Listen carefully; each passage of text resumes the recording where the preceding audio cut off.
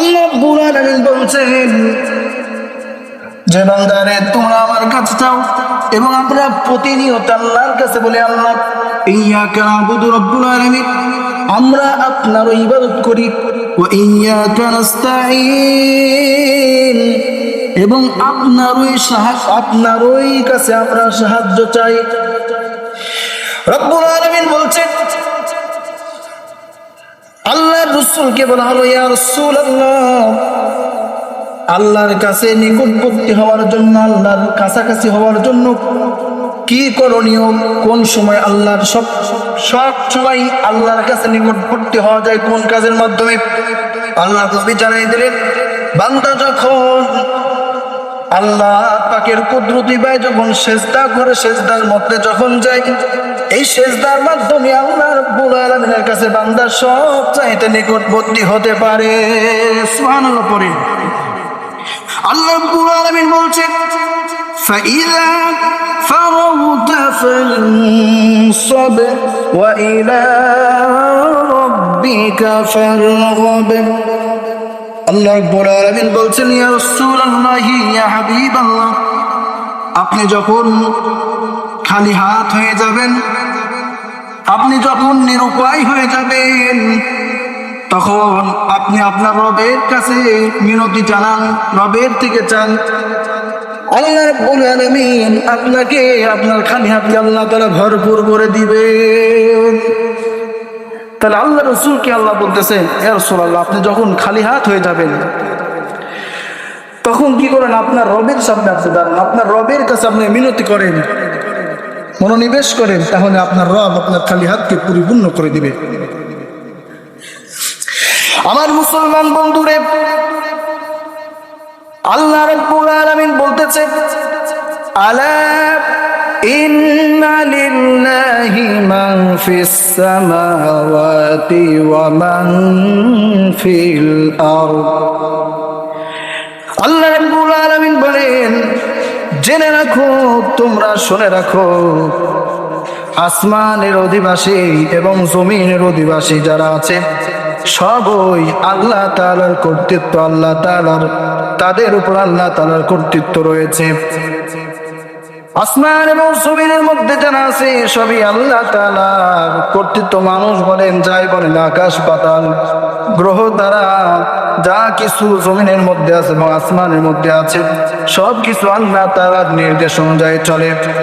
আমার বন্ধুগণ, আল্লাহর কাছে সব কিছু চাবি। রাসূল বলেন ওয়াইদা সাআলতা ফাসআলিল্লাহ ওয়াইদা ইসতাআনতা ফাসতাইয বিল্লাহ। আল্লাহ রাসূল বলে, যা কিছু চাওয়ার আল্লাহর কাছে চান এবং যা কিছু বলার আল্লাহর কাছে বলেন। যা কিছু চাইতে হবে কার কাছে, এবং যা কিছু বলার আছে সেটা বলতে হবে কার কাছে? আল্লাহর কাছে বলতে হবে, তাহলে আল্লাহ তাআলা পূর্ণ করে দিবেন। সম্রাট শাহজাহান তিনি যখন বাচ্চা ছিলেন, সে জামানার একজন ফকির ভিক্ষা করত। 70-80 বছর বয়স, বৃদ্ধ হয়ে গেছে। এক ব্যক্তির সাথে দেখা হলো। ফকির ওই ব্যক্তি বলতেছে, আমি তোমাকে দেখতেছি, ছোট কাল থেকে দেখতেছি তুমি ভিক্ষা করে খাচ্ছ, মুরব্বী হয়ে গেছো, বয়স হয়ে গেছে, তুমি অসুস্থ হয়ে গেছো, আর কতদিন এভাবে ভিক্ষা করবে? তুমি বাচ্চার কাছে চলে যাও, বাচ্চার কাছে গিয়ে বলো তোমার অবস্থার কথা বলো, বাচ্চা তোমাকে এমন কিছু দিয়ে দিবে যেই কিছু পেয়ে তুমি তোমার সারা জীবন চলে যাবে, তোমার মৃত্যু পর্যন্ত তোমার কেটে যাবে, তাও ফুরাইতে পারবে না খেয়ে দিয়ে। ফকির বাচ্চার দরবারে চলে গেল, বাচ্চা কোথায় আছে? লোকটি বলল, বাচ্চা এখন দেখো মসজিদের মধ্যে রয়েছে। ফকির মসজিদ সুদা চলে গেল। ফকির এসে দেখে বাচ্চা সম্রাট শাহজাহান মসজিদের মধ্যে, তিনি দুহাত উঁচু করে আল্লাহর কাছে কান্নাকাটি করতেছে। ফকির বাচ্চা শাহজাহানের অবস্থা দেখতেছে। সম্রাট শাহজাহানের যখন দোয়া শেষ হয়ে গেল, মসজিদ থেকে বাইর হবেন, ফকির বাচ্চাকে সালাম দিল, আসসালামু আলাইকুম রাহমাতুল্লাহ। বাচ্চা উত্তর দিল, ওয়ালাইকুম আসসালাম। এই বলে ফকির তার বাড়ির দিকে রওনা হয়েছে। বাচ্চা ডাক দিয়ে বলে, ও আল্লাহর বান্দা, শোনো, তোমাকে তো মনে হয় তুমি একজন ভিক্ষুক, আমার কাছে আসছো কিছু নেওয়ার জন্য। ফকির বলে, জাহাপানা, অবশ্যই আপনার কাছে কিছু পাওয়ার জন্য, কিছু নেওয়ার জন্য আমি আসছিলাম, কিন্তু আমি আর চাই না। কেন তুমি চাও না? ফকির তখন বাচ্চা শাহজাহানকে বলতেছেন, বাচ্চা, আমি দেখলাম যে আমি যার কাছে চাইতে আসছি সে দু হাত উঁচু করে চোখের পানি ফেলায় যার কাছে কান্না করতেছে। ওই দৃশ্য দেখে আমি ভাবলাম, আমি যেই বাচ্চার কাছে চাইতে আসছি সেই বাচ্চার একজনের কাছে কান্না করতেছে, চোখের পানি ফেলাইতেছে। আমি নিয়ত করলাম আজ থেকে আমি আর কোনোদিন কোনো মানুষের কাছে হাত পাতবো না, যা চাবার সবটুকু ওই মহান আল্লাহ রাব্বুল আলামিনের কাছে চেয়ে নেব।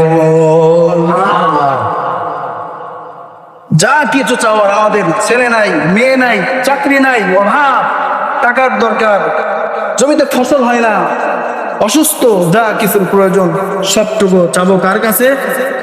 আরো জোরে বলতে হবে, কার কাছে? আল্লাহ পাকের কাছে চাইতে হবে। আল্লাহ পাকি দেন, আল্লাহ ছাড়া কেউ দেন না।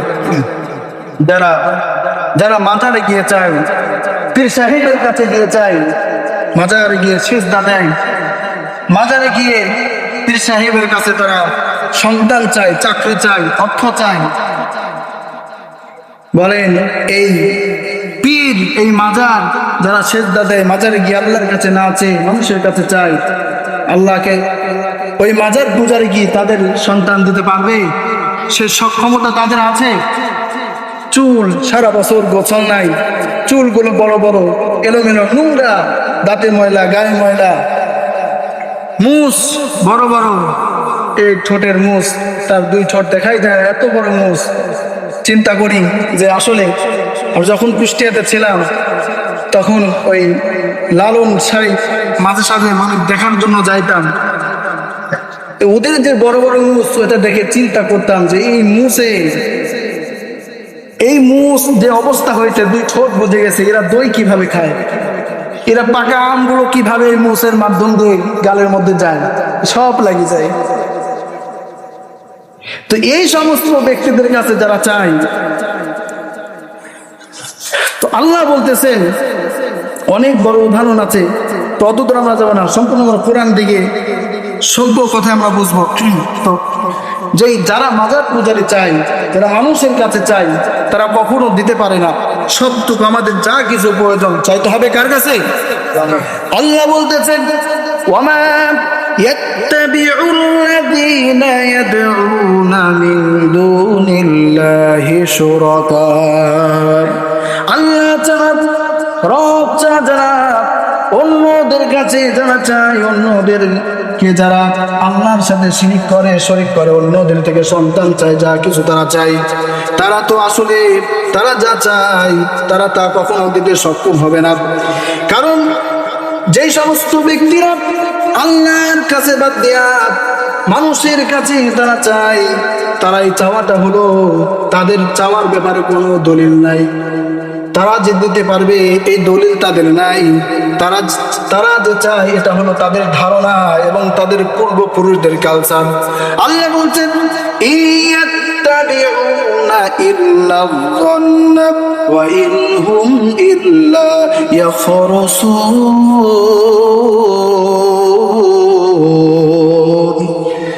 আল্লাহ বলতেছেন যে সমস্ত মানুষেরা আল্লাহর সাথে শিরিক করে, আল্লাহ ছাড়া অন্যদের থেকে যারা চায়, তারা কেবলমাত্র ইয়াত্তাবিউনা ইল্লা যান্না, তাদের ধারণা, তাদের শুধু ধারণা, তাদের ধারণা ছাড়া আর কিছুই নাই, তাদের ধারণা ছাড়া আর কিছুই নেই। একমাত্র আল্লাহ পাকি দিতে পারবেন। তাদেরকে যদি বলা হয় তোমরা তাদের কাছে কেন চাও, তারা তো কিছুই করতে পারে না, তারা নড়তে পারে না, চলতে পারে না, দেখতে পারে না, খাইতে পারে না, তাহলে কিভাবে তারা তোমাদেরকে তোমাদের সন্তান দিবে, তোমাদের অর্থ দিবে, তোমাদের সুস্থতা দিবে? আল্লাহ সেটাও কোরআনুল কারীমের মধ্যে জানিয়ে দেন, হাউলাই মা ইয়াবুদুনা ইল্লা কামা ইয়াবুদু আবাউহুম মিন ক্বাবল।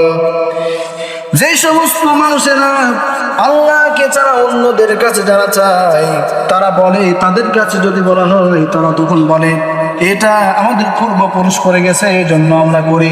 ঠিক না বে ঠিক?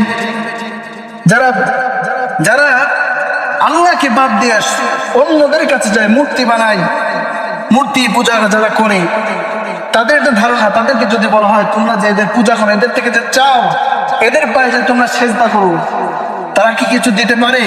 তারা বলে মায়া বুদুনা ইল্লা কামা ইয়াবুদু আবাহুম, আমাদের পূর্বপুরুষ করে গেছে তাই আমরা করি।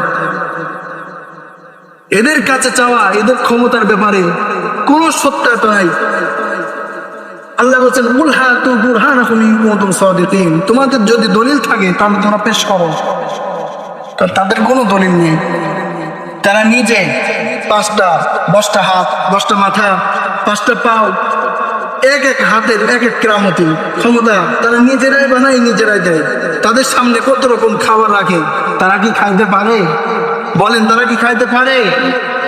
তাদের খাওয়ার শক্তি নাই। হাদিসের মধ্যে আসছে আল্লাহর এক বান্দা তার একটা ভাঙা মূর্তি নিয়ে আল্লাহ রসুলের দরবারে গিয়েছেন। আল্লাহ রসুল তাকে জিজ্ঞাসা করতেছেন, হে আল্লাহর বান্দা, তুমি যে মূর্তি নিয়ে আসছো, এটার মাথা, এটার হাত পাও ভাঙা কেন? তখন ওই মুশরিক ব্যক্তি আল্লাহ রসুলকে বলতেছেন, ইয়া রাসূলুল্লাহ, রাস্তা দিয়ে যাইতেছিলাম, ইতিমধ্যে আমার পিশাবের চাপ আসলো, আমি আমার ক্ষুধাকে এক জায়গায় রেখে, আমার ক্ষুধাকে নিয়ে তো পিশাব কাজ করা যায় না, এর জন্য আমি তাকে একটা জায়গায় রেখে আমি পিশাব করতে গেলাম। এসে দেখি আমার ক্ষুধার শরীর থেকে পানি টপকায় টপকায় পড়তেছে, তার মাথা থেকে পা পর্যন্ত ভিজা। আমি মনে করলাম যে মনে হয় আমার ক্ষুধার যে পুরো শরীরটা ভিজা, মনে হয় রহমতের পানি পড়তেছে। এই জন্য আমি কোলে নিয়ে আমি চাটা আরম্ভ করলাম, চাটতে শুরু করলাম খুব আনন্দ চিত্তে যে আমার ক্ষুধার গায়ে থেকে রহমতের পানি পড়তেছে। তো ইয়া রাসূলুল্লাহ, যখন আমি চাটতে শুরু করলাম তখন একটা ঝাঁঝালো গন্ধ আসতেছে, মনে হয় নাম ছেড়ে যাচ্ছে এবং টক টক লাগে। চিন্তা করলাম রহমতের পানি তো টক হওয়ার কথা না, এরকম গন্ধ হওয়ার কথা না। একটু এদিক সেদিক তাকায় দেখলাম একটা কুকুর তার নিচ দিয়ে পানি টুকাচ্ছে। তখন বুঝতে পারলাম এটা রহমতের পানি না, এটা হলো ওই কুকুরের নাপাক পানি। তখন চিন্তা করলাম যে তোর থেকে আমি তোকে বাঁচার জন্য আমি সব জায়গায় আমি নিজেকে সেফটি রাখার জন্য, আমার যাতে কোনো ক্ষতি না হয় এই জন্য আমার খোদাকে তোকে আমি সব সময় আমার সাথে রাখি। আর তোকে একজন নাপাক কুকুর তোকে ভরে পিশাব করে দেন, তোর এতটি হাত, তারপরে তুই ঠেকাতে পারলি না, তুই খুদা না খুদা। ইয়া রাসূলুল্লাহ, আমার মেজাজটা বড় খারাপ হয়ে গেল। তখন আমি তাকে তুলে আছাড় দিয়ে তার হাত দুটো সব ভেঙে দিলাম। রাসূল বলতেছেন, তাহলে তুমি আমার কাছে কেন আসছো? তুমি তোমার খোদার হাত ভেঙে দিলাম, তা আমার কাছে কেন আসলাম? মুশরিক ব্যক্তি আল্লাহ রাসূলকে বলতেছেন, ইয়া রাসূলুল্লাহ, আমি বুঝতে পারছি, আমি আমার বিবেক থেকে আমার সঠিক জ্ঞান আমি বুঝতে পারছি, আমি আপনার কাছে অন্য কোনো জিনিসের জন্য আসি নাই। ইয়া রাসূলুল্লাহ, আমি আপনার কাছে কালিমার শরবত পান করার জন্য আসছি। ইয়া রাসূলুল্লাহ, আপনি আর দেরি করেন না, নবী গো, আপনি আমাকে দ্রুত কালিমা পড়ে মুসলমান বানায় দেন। আল্লাহ নবী তাকে বলেন, পড়ো লা ইলাহা ইল্লাল্লাহু মুহাম্মাদুর রাসূলুল্লাহ। এই জন্য শিরিক থেকে বেঁচে থাকতে হবে। শরীক যাদের দ্বারা, যার কোনো ক্ষমতা নাই, যার কোনো কিচ্ছু করার ক্ষমতা নাই, তার ইবাদত করা যাবে না, তার থেকে দূরে সরে থাকতে হবে। শিরিক থেকে কুরআনুল কারীমের মধ্যে হযরত লুকমান আলাইহিস সালাতু ওয়াস সালাম তার সন্তানকে শিরিকের ব্যাপারে ওয়াজ করতেছেন, শিক্ষা দিতেছেন। আল্লাহ বলতেছেন, ওয়া ইয ক্বালাত লুকমানু লিবনিহি ওয়া হুয়া ইয়াইযুহু ইয়া বুনাইয়া লা তুশরিক বিল্লাহ ইন্নাশ শিরকা লাযুলমুন আযীম। হযরত লুকমান তার সন্তানকে বলতেছেন, হে আমার বেটা, হে আমার সন্তান, হে আমার কলিজার টুকরা সন্তান, তুমি শিরিক করো না, আল্লাহর সাথে কোনো কিছুকে শরীক করো না। যা কিছুর প্রয়োজন হয় তুমি আল্লাহর কাছে যাও, যা বলার প্রয়োজন হয় ওই